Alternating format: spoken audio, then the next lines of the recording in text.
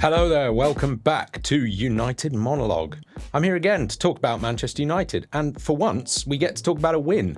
Last night we beat Ipswich. Oh my goodness, it's exciting, isn't it? Can you believe it? An actual win against a cracking team in Ipswich who may not even go down, but they probably will. But we won't, it looks like. So 3 points on the board. What I want to talk about today, partly in light of the game last night, is the mental side of football, the brain part of the game, because I think there's a couple of interesting points to make about United and their recent fortunes with regard to not just the physical state of players, the strength of them, the injury proneness of them, and their skill and other whatever, but the way that the state of mind affects their game. And I think that's been a major problem for United these last years. However good the players are, there's something about the mental side of the game which holds them back, that makes things difficult for them at United. Talk about it being a pressure cooker, about it being unlike other clubs. And I think there's a couple of parallel issues that are all to do with the emotional and mental side of the game that we don't talk about enough. So I'm going to talk about them today, particularly with reference, I think, first of all, to Patrick Dorgu, who had an eventful game last night. In some ways, he's looked really quite good since he came into the team. He's looked energetic and lively and powerful and skilled, and he's looked like he fits the idea, the system, the formation well. So in that sense, it's gone well. Last night he had a weird lapse of judgment with Andre Onana for the first Ipswich goal. It was very odd behaviour all around. I obviously, we don't want to play the blame game probably, but it seems like both of them didn't do whatever it would have been that they could have done to avoid that, whether it's Onana not communicating, not shouting, keepers, mine, are coming, or whether it's Dorgu not being aware enough and seeing that Onana was coming. Obviously, it's difficult when you're watching the ball coming over your shoulder. You're worried about the attacker behind you. You know, I appreciate this isn't easy. And it went very wrong and it looked ridiculous. And it's happening way too often with United, of course. But that was no good, obviously. And then the sending off was a bad thing too. So on the face of it, it looks like a bad day at the office for Patrick Dorgu. But he also moved the ball forward. He ran with the ball. He had a shot or two, I think. And, you know, he looks dangerous. And this has happened before, I think, that players come into United in their first few games, they look like a breath of fresh air. They look exciting and they look powerful and they look dynamic, like the rest of the team doesn't most of the time. And then what tends to happen, and I hope this won't happen with Dorgu, but it probably will, I think, what happens is they get absorbed into the malaise of the team somehow over time. And they end up looking clueless and afraid over time. And I think that is an almost entirely mental issue. I think that the players come in and they don't lose their muscle tone, they don't lose their skill set, don't lose their ability to play football, but I think they lose something mentally. So let me try and put these thoughts in the right order and make a real point.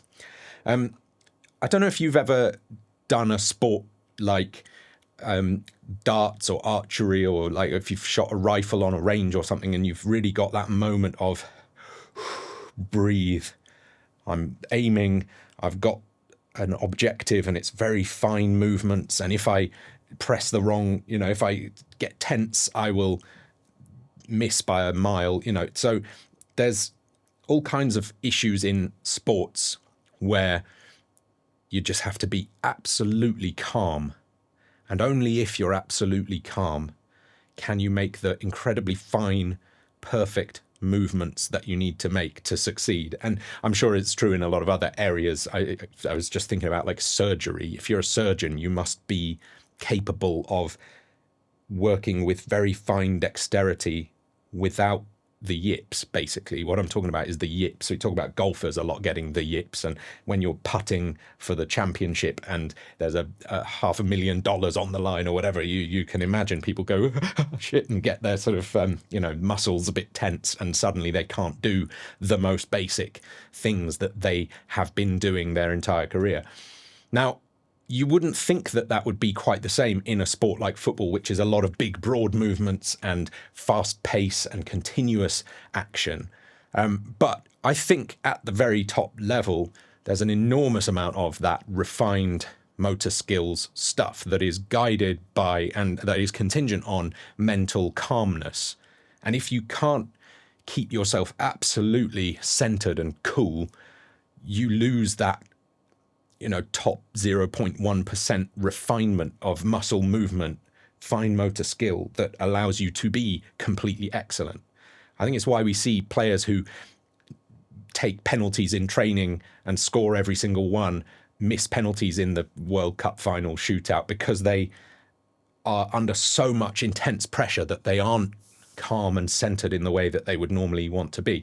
So I think that that's a major issue at United. So players who, under normal, calm circumstances, would be exceptional and talented and capable and would have fine motor skills that would allow them to do these amazing things that we know that they're capable of, they are suddenly in an environment where they're under pressure from the manager, they're under pressure from the fans, they're under pressure from the press, they're under pressure from social media. Any tiny mistake, they're getting attacked for. They're being attacked for their salaries. They're being attacked for their attitudes, their personal lives. They're under the microscope in a way that no other footballer at any other Premier League club is, certainly, and almost no other club in the world. They're under the kind of scrutiny that most of us can only imagine, can barely even imagine. Can you imagine if you went to your job and you were trying to do whatever it is you do all day and do it well, and there were 75,000 people watching you going, you're shit. It would be impossible. You'd be just so tense. And to be able to even remotely do your job under those circumstances, I think is an incredible feat of mental engineering and physical engineering, to stay calm enough to play a 5-yard pass in the direction you actually intended it to go, to be able to watch the ball over your shoulder and be aware of an attacker and calmly pass the ball to the, that's impressive. And it's not that surprising to me that it goes wrong so often with United. We're seeing more and more ridiculous errors and just what seems like sloppy play. And I think that that's in some small part about mental calmness, being able to walk that tightrope that you have to walk to perform fine motor functions under that kind of pressure. I'm amazed that any of them can do it at all. And I'm not that surprised that it falls apart as often as it does. And the trouble with it is you get into a spiral where one thing goes wrong, maybe two things go wrong, and suddenly you're more tense because what if another thing goes wrong? Everyone's looking at me. What if they hate me? I'm being paid so much, I should be able to. And you start trying too hard. You see players like Bruno just going too far to try and reverse the trend and the slide. And that's one aspect of the mental side of the game that I think is a big issue at United. I think we, as a club, need to figure out how to ease off that pressure on the players, which sounds ridiculous because we want to put more pressure on them when they're not doing well. We want to say, come on, why aren't you doing well? And I think what we must do somehow, and this comes from the upper management, as everything does, I think, is diffuse pressure, practice a sort of more holistic mindfulness, to be a bit woo, and allow players to feel that it's okay not to be 100% perfect 100% of the time again, because otherwise this is going to keep spiraling, I think, as we've seen it doing over the last 10 years, dozen years now. So that's one thing. The stakes are so high at United for every moment of every game now that I'm amazed that any of the players can even stand up straight, because I wouldn't be able to. But then the second thing, and this I think was also illustrated by Dorgu's performance last night, is a mental aspect of the game that I would guess I would call aggression or intensity or something. He got sent off for a reckless challenge, I suppose. It wasn't the worst, most ridiculous tackle you've ever seen, but it was, I guess, dangerous, and the rules are the rules. I guess it was a red card, right? But you don't so often see the kind of intensity and aggression into, I don't mean like violence, but I mean aggression just in terms of trying, dynamism, movement and power and aggression in the sense of just being busy and attacking things. You don't see that all the time with the existing squad of players at United. This was a major problem I think that people had with Rashford, was that he wouldn't put a foot in, he wouldn't make a challenge, he wouldn't sprint back to be in the way, to make things difficult for the other team. And again, we kind of quite often see this with new recruits coming into the team, that for the first few games, even the first season, they are intense in a way that other players aren't. And we saw it happen to Casemiro in his first season. He got a couple of sendings off, and he's not intense in the same way anymore. And that's, I think a lot of people are attributing that to age. Some people are attributing it to sort of being disaffected and just losing interest. I think a part of it is he's seen that the team around him aren't aggressive in that way, and it doesn't serve him to be aggressive in that way because the league and the referees and the sort of the feel around the club doesn't reward that. But then you look back to great teams of my childhood, Roy Keane and Dennis Irwin and Paul Scholes and Gary Neville, and some rough players in those teams, like aggressive, powerful, angry players, Cantona. I mean, there's some players who you would trust to bite and fight in every game. And sometimes, obviously, one can feel it goes too far and it's not in the best interest of the team. But as a fan, you always enjoy a player being that invested, that aggressive in their pursuit of excellence and of the win. And I think that gets slowly worn out of players, whether it's because of the refereeing in the league or because of the lack of reflection from the teammates, right? So if you're Patrick Dorgu and you're coming in and you're chasing down every ball, you're showing your aggression and your intensity and your excitement to be there and be a part of everything and to make challenges. You see, I don't know, I don't want to name players specifically, I guess, to cuss them out on this, but other players in the team who perhaps aren't being as aggressive, who aren't showing as much intensity. And you start to think slowly over time, well, that's okay, that's the norm here. I just won't be as aggressive. I won't chase everything, every 50-50. I won't put my body on the line. And maybe a part of it is we see so many injuries from players extending their capabilities. I mean, I always thought that Phil Jones was, he was trying so hard to be there for every ball, to make every challenge, that he would injure himself, it seemed, a lot of the time. And there came a point in his career where you just thought, stop doing that, man. You know what happens. But he's a United player through and through. He was here under Ferguson, and he saw players like Giggs and Neville around him doing that kind of stuff, I guess. And what I'm trying to get at here is that as a fan base, I think we love it when we see a team fighting. And sometimes literally we love Mazraoui steaming in last night and shoving someone because they got into a bit of a tussle. We like it when the players show some physical intensity for the cause. And that's not happening often enough and in the right way. And so again, it's an issue of mentality, I think, that somehow players just feel like, oh, it's going so poorly anyway, what's the point?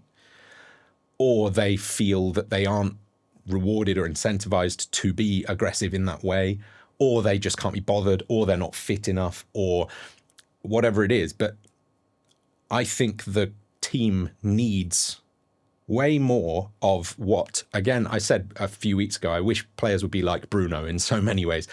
Keeping fit is the thing that I mentioned before. But one thing that you cannot fault Bruno for is effort and energy and intensity. And like I said, I think sometimes he goes too far and he starts trying too hard, and that makes him look overly emotional. And sometimes he's not really keeping calm and helping the team. When he's spraying passes left, right, and centre, just desperately trying to create openings. Even if he does create openings, it's sometimes best to play with a little bit of cool. But I wish there were more players in the team who would put in a foot, who would push a shoulder and get aggressive. Not because I want there to be more yellows and reds, and not because I want us to be a bruising team of thugs, but because as fans, you want to see that the players care enough to get with each other and battle for the results. It can be as simple as that sometimes. That can be the difference between a scrappy win like we saw last night, a hard-fought, well-earned victory, and a disappointing capitulation where we could have won, but we missed a couple of chances, and then we kind of lost the thread of the game. We weren't intense enough. So this is something I think that in kind of opposition with the mental calmness and that ability to breathe out and keep your heartbeat in place and walk the tightrope and perform the fine motor functions required to be an excellent football player, I think that aggression and intensity has to be there in parallel, which sounds almost contradictory now I say it out loud, but I think we're seeing an example in Dorgu of a player that is coming in with the right stuff, and there's aggression there, but there's also capability,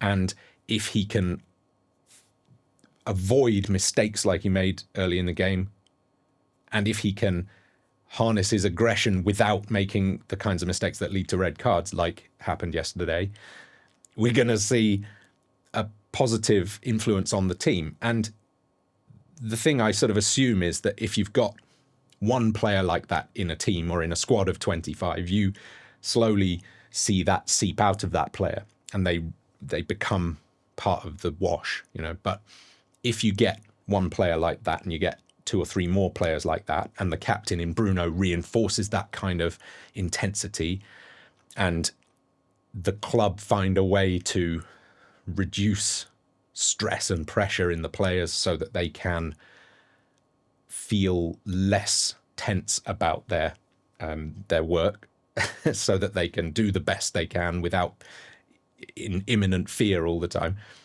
You're going to start to see the culture of the squad change. And that's what we've been talking about just constantly for a decade, is changing the culture of the squad. Because the problem is we see the players a lot these days, I think, as entitled, prissy losers who are going out and doing a bad job and not caring. And I don't think that's true at all. I think they're incredibly talented, incredibly skilled professionals. And I'm sure that they want to win for the badge and for themselves, for their own pride. But they're in an environment that works against everything they need in their mental side of their game, where their ability to be calm and collected is constantly disrupted by noise, whether it's from the fan base or from the media. I mean, I think famously the fans in the stadium are supportive of the players, but that reminds me, though, of Joshua Zirkzee, who I think is another really interesting example of this. He was taken off just before New Year in the game against Newcastle in the first half, and reportedly booed off by some fans. And that could have been an absolutely destructive moment for a young player. He seems to have found a way to collect himself and come back and start to find his place in the team. Admittedly, there's not a lot of competition for his place right now, so he's getting a run out for better or for worse. But the fact that as a young man, he's able to get past that negative experience, find some calm, and do lots of good things in the last few games. You know, he's not the world's greatest player suddenly, but he's doing well. He's finding his feet. He's becoming a positive influence on the team. I think that's the kind of thing that we need to see more of. I think the players need to find their calm, and I think they also need to, as a group, come to some kind of consensus on aggression, and bring more of it to their game, whether it's just in intensity of pressing and intensity of dual fighting and of being in for 50-50 balls and putting the body on the line and all this kind of stuff, or whether it's literally aggression. We are going to fight and scrap and be physical and mean and make it difficult for other teams. Because, you know, we're not top of the league. We're not playing pretty football. We're scrapping for points. But I think then the tide would rise. The quality of the performances would rise if the players were able to harness the mental side of their game. And that's so fragile. That's the point I'm really trying to make, is that the mental side of the game is so much more fragile than we realize. And being a top player at the top level, performing on the tip of that pin is, I can't imagine how difficult that is. And that's why there's so much money in it for the people who can do it. But it cannot be easy. And I think I feel as a fan like I want to do everything I can to make it more easy, not less easy. So I would encourage the players after a result like last night, good job, you know, even though there were some negatives, don't worry about them. Find the strength and the discipline and the chill to carry on and do a great job next time and win that game too, and win the next game and win the next game. Just be chill, be cool. You're good enough, you know it, but it's easy to say and very difficult to do, as you'll know if you've ever tried to sink a 4-foot putt for the win or whatever. It's been a long time since I played golf. Anyhow, that's enough for today. Mental side of the game. What do you think? Maybe leave a comment down below and tell me what you think about the mentality of the squad. That's the theme for me today, at least, after a well-fought win with 10 men at Old Trafford last night. Thank you very much for watching. Give us a like and subscribe to the channel, and I'll be back sometime next week. See ya!